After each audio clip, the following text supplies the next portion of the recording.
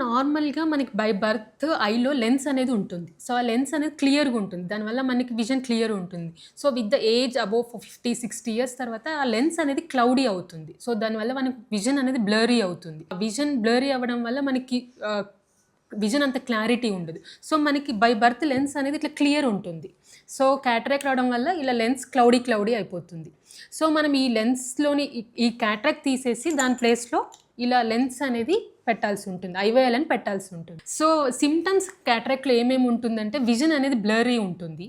And night time driving కొంచెం కష్టంగా ఉంటుంది. ఈవెన్ డల్ లైట్‌లో రీడింగ్ గానీ even everything is difficult.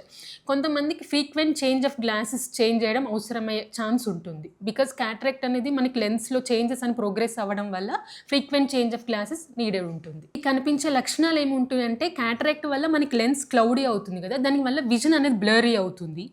And night time driving గానీ డల్ విజన్‌లో చదవడం గానీ ఇవన్నీ కొంచెం డిఫికల్టీ అవుతుంది. And frequent change of glasses అవసరమయ్యే ఛాన్సెస్ ఉంటుంది. కంపల్సరీగా సర్జరీ అవసరం ఉంటుంది. ఎందుకు అంటే మనకి లెన్స్ అనేది క్లౌడీ అవుతుంది కాబట్టి విజన్ చాలా బ్లర్రీగా ఉంటుంది. సో, మనం క్లౌడీ ఉన్న క్యాటరాక్ట్ తీసేసి దాని ప్లేస్‌లో ఐఓఎల్ అని పెట్టాల్సి ఉంటుంది. సో, అప్పుడు విజన్ అనేది రిస్టోర్ అవుతుంది. సో, కొన్నిసార్లు పేషెంట్‌కే తెలుస్తుంది విజన్ అనేది బ్లర్రీ ఉంటుంది అని. లేదు అట్లేం లేనప్పుడు మోర్ దాన్ 50, 60 ఇయర్స్ ఉన్నప్పుడు రెగ్యులర్‌గా మనం ఆఫ్థమాలజిస్ట్‌ని కన్సల్ట్ చేయడం వల్ల మనం స్లిట్ ల్యాంప్‌లో చూసినా కూడా లెన్స్ అనేది మనం చెక్ చేయడం వల్ల అది క్లౌడీ కనిపిస్తుంది. Most of the time patient will get to know that vision is blurry if the cataract is there. So, ఈ ఐఓఎల్ పెట్టడం మనకి విజన్ అనేది రిస్టోర్ అవుతుంది. ఈ ఐఓఎల్‌లో మనకి 3 టైప్స్ ఆఫ్ ఐఓఎల్స్ ఉంటాయి. మోనోఫోకల్ ఉంటుంది, ఎడాఫ్ ఉంటుంది, మల్టీఫోకల్ ఉంటుంది. సో, మనం కొన్నిసార్లు క్యాటరాక్ట్ సర్జరీ తర్వాత కంప్లీట్‌గా గ్లాస్ ఫ్రీ కూడా చేయొచ్చు.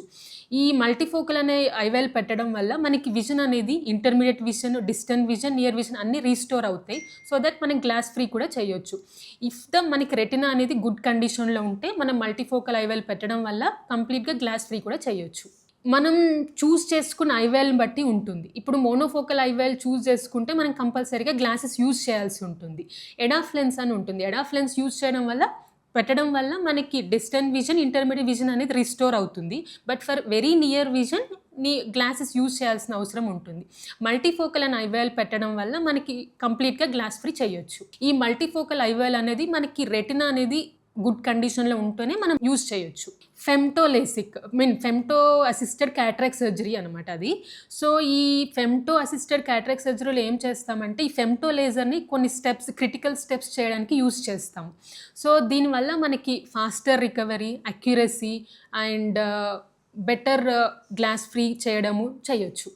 ఇందులో మెయిన్‌గా మనం ఏం చేస్తామంటే ఫెమ్టో లేజర్‌ని బ్లేడ్ ఫ్రీ సర్జరీ లాగా చేయొచ్చు. మనం ఈ ఫెమ్టో లేజర్‌ని ఇన్సిషన్స్ చేయడానికి యూజ్ చేస్తాము. దీనివల్ల మనకి ఫాస్టర్ రికవరీ ఉంటుంది. అండ్ ఈ లెన్స్ అనేది దాని పైన లేయర్ క్యాప్సూల్ అనేది ఓపెన్ చేస్తాము. సో, నార్మల్‌గా మనం మాన్యుయల్‌గా ఓపెన్ చేస్తాము. ఈ ఫెమ్టో లేజర్ యూజ్ చేయడం వల్ల బెటర్ అక్యురసీ అండ్ ప్రిసిషన్ ఉంటుంది. అండ్ ఈ క్యాటరాక్ట్‌ని కూడా ఈ ఫెమ్టో లేజర్ యూజ్ చేసి ఫ్రాగ్మెంట్స్ చేస్తాము.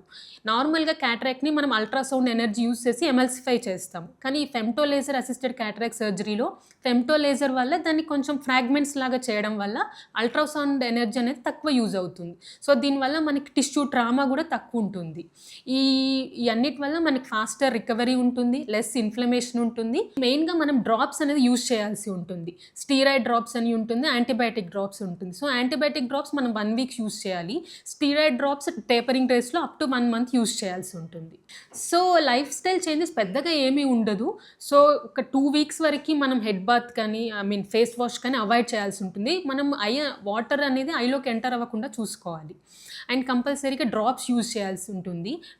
మీ పనులన్నీ నార్మల్‌గా మీరు ముందు ఎలా చేస్తున్నారో అలానే చేసుకోవచ్చు. పెద్ద డిఫరెన్స్ ఏమీ ఉండదు. దీనికి ఫాస్ట్ రికవరీ ఉంటుంది. ఇప్పుడు ఈ వచ్చిన అడ్వాన్స్ టెక్నాలజీతో ఫాస్ట్ రికవరీ ఉంటుంది కాబట్టి నార్మల్‌గా మీ పనులన్నీ చేసుకోవచ్చు.